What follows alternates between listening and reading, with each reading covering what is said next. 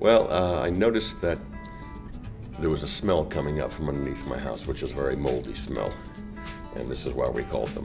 When they first arrived, they had walked me around my property to look for any issues that might be causing the mold. They took me under the house and they showed me all the little white dots on the beams underneath the house.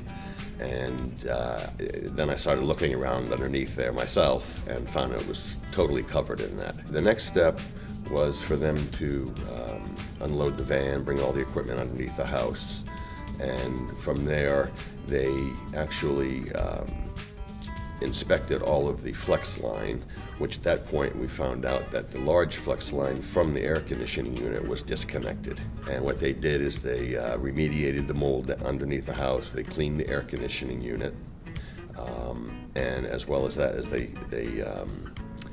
they changed all the flex lines that the cat had used. The result was fantastic. One of the reasons that I had brought them there is because my cat had decided to use the vents as a litter box. And this was one of the other issues we brought them there for. And my mother-in-law was coming to town from Italy, so I needed that house to smell good again.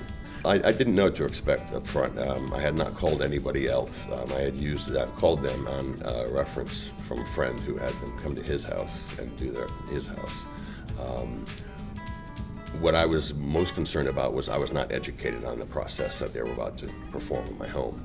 This is why I stayed with them, so I could learn as much as I could and understand what I might have to do in the future to keep the mold away from the home.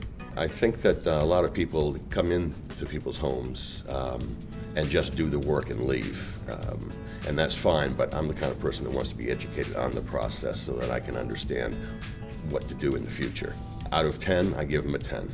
They did a fantastic job. Not only did Chuck Sardellis help me understand and educate me, but his staff was fantastic. I sat under the house with them while they were working, asking them questions, and they did a great job explaining what they were doing and why they were doing it. Professionalism, 100% professionalism.